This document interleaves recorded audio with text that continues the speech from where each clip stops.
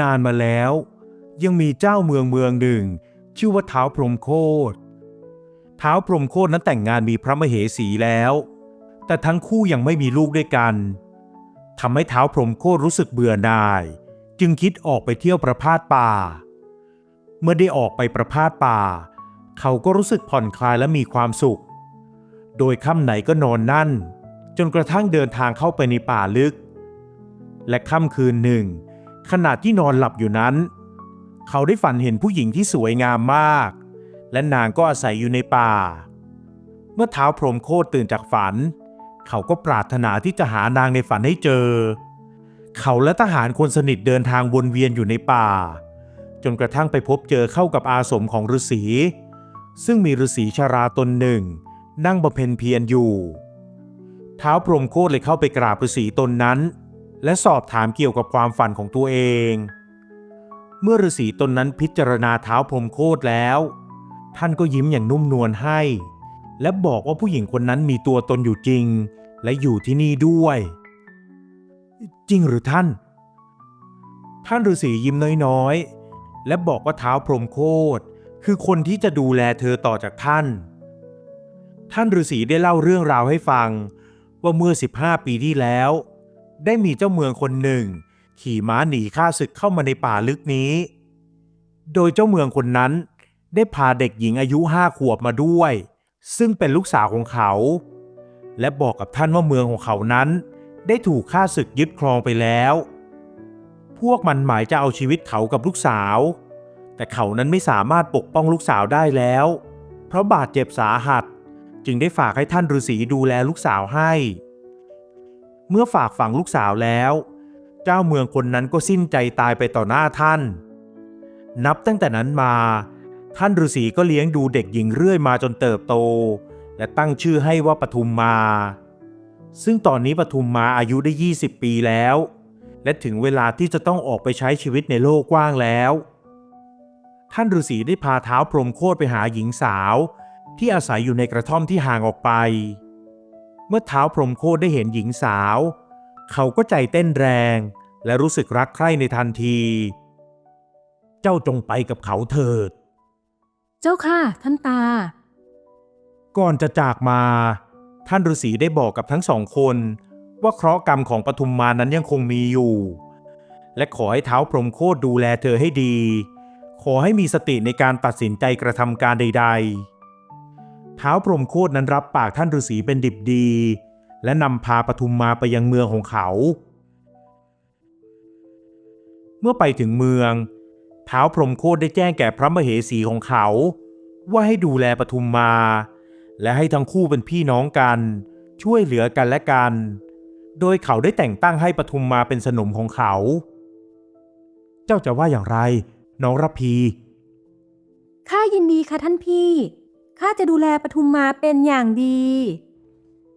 ท้าวพรหมโคตรคอยสังเกตท่าทีของระพีพระมเหสีของตนและปทุมมาที่เป็นสนมเขาเห็นทั้งคู่รักใคร่กันดีโดยระพีนั้นก็คอยดูแลแนะนำในเรื่องต่างๆให้ปทุมมาได้รู้ส่วนปทุมมาก็รักใคร่และเกรงใจระพีมากเธอไม่เคยทำตัวเทียบเท่า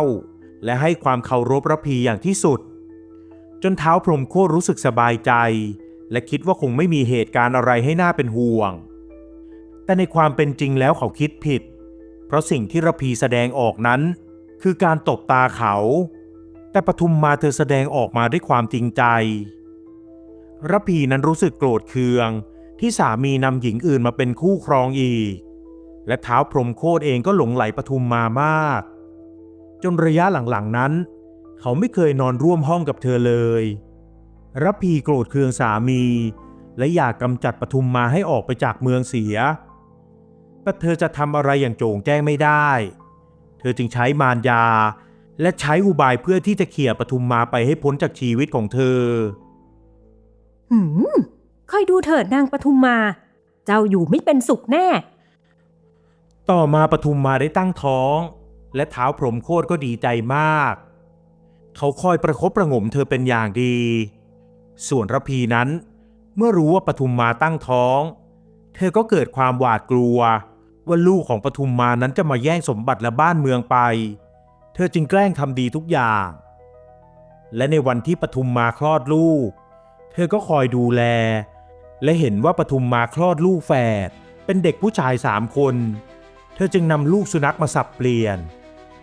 เมื่อปทุมมาเห็นลูกของเธอกลายเป็นลูกสุนัขเธอก็เสียใจและร้องไห้เธอยืนยันว่าเธอนั้นได้ยินเสียงลูกร้องไห้ข้าได้ยินเสียงลูกร้องไห้แล้วยายถึงกลายเป็นลูกสุนัขเล่าเมื่อท้าวพรหมโคตรทราบเรื่อง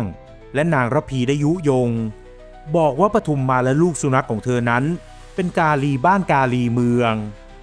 ท้าวพรหมโคตรจึงรู้สึกอับอายและขาดสติไล่ปทุมมาออกไปจากเมืองและให้ไปเป็นทาสเลี้ยงหมูอยู่ที่นอกเมืองนางระพีนั้นดีใจมากและได้นำลูกชายของปทุมมาใส่ลงในไหจากนั้นก็นำไปลอยน้ำเด็กชายทั้ง3 คนลอยน้ำไปเรื่อยๆจนมี2 ตายายได้ช่วยเอาไว้แล้วนำไปเลี้ยงเป็นลูกของตัวเองจนทั้ง3 คนเติบใหญ่น่ารักแต่ข่าวก็รู้ไปถึงหูนางระพีอีกเธอจึงให้คนไปวางยาพิษเด็กทั้ง3 คนเมื่อเด็กชายทั้ง3 คนตายลง2 ตายายก็เสียใจมากและนำร่างของเด็กๆไปฝังไว้ที่ข้างกระท่อมแต่จู่ๆก็มีต้นจำปา3 ต้นงอกงามขึ้นมาจากหลุมศพและออกดอกส่งกลิ่นหอมไปทั่วเมืองเมื่อนางระพีรู้ข่าวจึงคิดที่จะจัดการกับต้นจำปาอีกแต่2 ตายายรู้ตัวเสียก่อนจึงได้ถอนต้นจำปาทั้ง3 ต้นนำไปลอยน้ำทั้งคู่ได้ตั้งจิตอธิษฐานขอให้ต้นจำปานั้นรอดปลอดภัยเพราะเชื่อว่าวิญญาณของเด็กชายทั้ง3 คนนั้นอยู่ในต้นจำปาโดยแม่น้ำที่ไหลออกนอกเมืองนั้นจะไหลไปทางทิศใต้แต่ต้นจำปาทั้ง3 ต้นกลับไหลทวนน้ำขึ้นไปทางทิศเหนือซึ่งเป็นทิศทางของป่าลึกที่ท่านฤาษีที่เคยเลี้ยงดูปทุมมาอาศัยอยู่นั่นเองเมื่อแม่น้ำไหลเข้าป่าลึกจนเป็นทานน้ำเล็กๆและต้นจำปาทั้ง3 ต้นก็ลอยไปติดอยู่ที่ตลิ่งใกล้ๆกับอาสมของท่านฤาษีท่านฤาษีนั้นรู้เรื่องราวดีทุกอย่างจึงได้นำต้นจำปาขึ้นจากน้ำและชุบชีวิตเด็กทั้ง3 คนขึ้นมาใหม่จากนั้นก็ได้สั่งสอนวิชาอาคมต่างๆให้เมื่ออายุมากขึ้นเด็กทั้ง3 คนก็ถามไถ่เกี่ยวกับแม่ของตัวเองซึ่งท่านฤาษีก็เล่าให้ฟังทั้งหมดข้าจะแก้แค้นพ่อและทุกคนที่ทำกับแม่ข้าอย่าคิดเช่นนั้นเลยจะจองเวรให้ใจเป็นทุกข์ทำไมกันและนั่นก็คือพ่อผู้ให้กำเนิดพวกเจ้า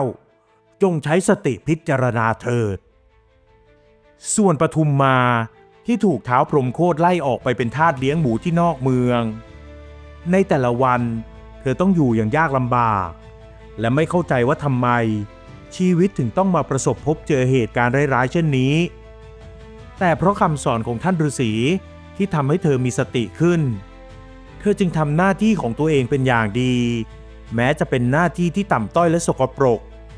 แต่เธอก็ไม่รังเกียจและคอยช่วยเหลือคนอื่นด้วยในทุกคืนก่อนนอนเธอได้กราบไหว้สิ่งศักดิ์สิทธิ์และระลึกถึงคำสั่งสอนของท่านฤาษีเธออธิษฐานจิตในทุกๆค่ำคืนขอให้เธอนั้นได้พบกับลูกชายเพราะเธอเชื่อมั่นว่าลูกชายของเธอเป็นคนไม่ใช่สุนัขและเชื่อว่าสักวันหนึ่งเธอจะได้พบกับพวกเขา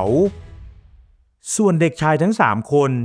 ก็ปรารถนาที่จะไปช่วยแม่ให้หลุดพ้นจากความทุกข์ยาก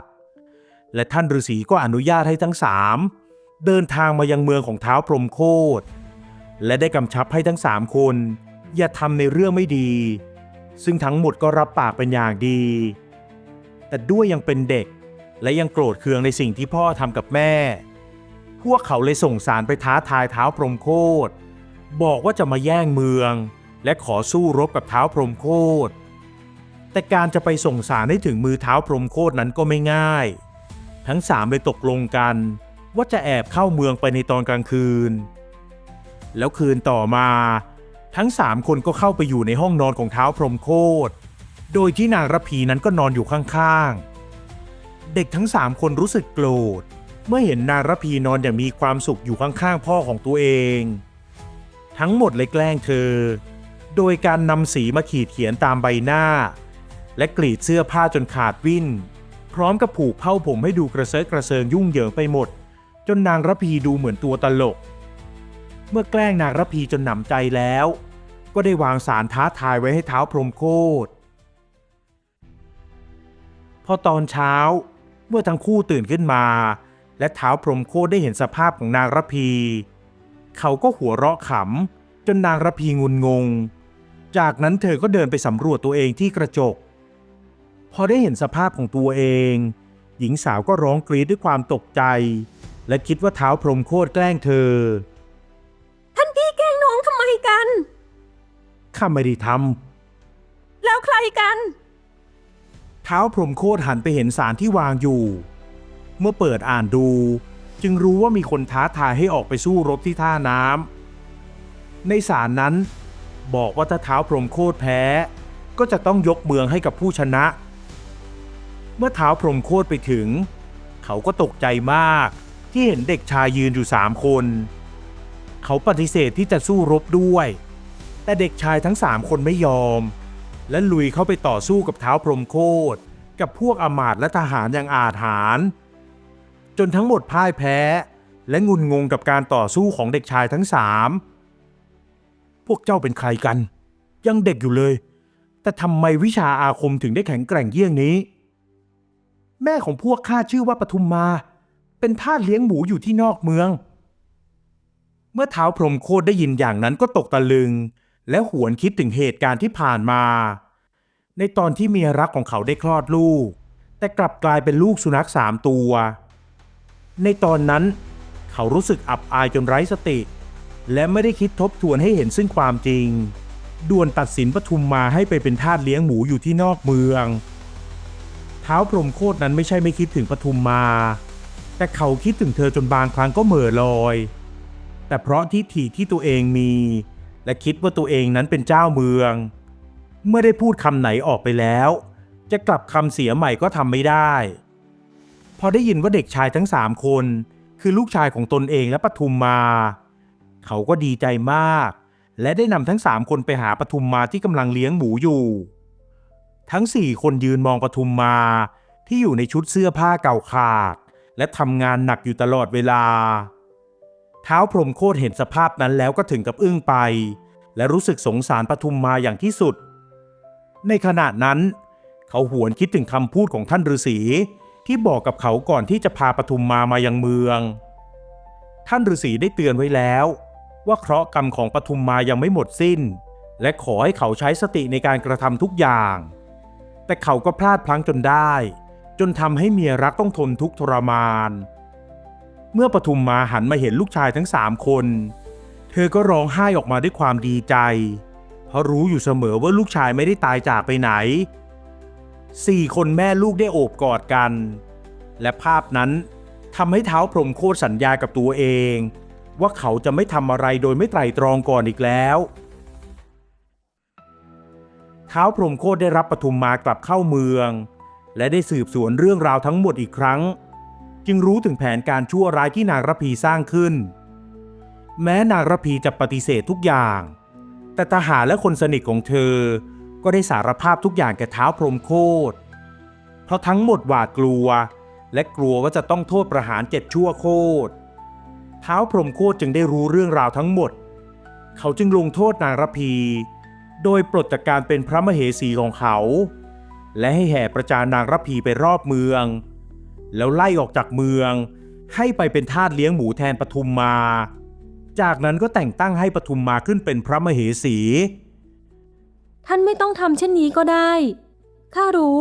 ว่าท่าเลี้ยงหมูมันลำบากอย่างไร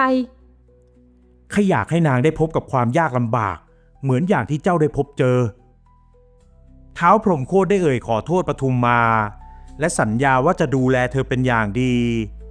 เขาจะใช้สติในการคิดแก้ปัญหาต่างๆนับตั้งแต่นั้นมาท้าวพรหมโคตรปทุมมาและลูกๆก็อยู่ด้วยกันอย่างมีความสุข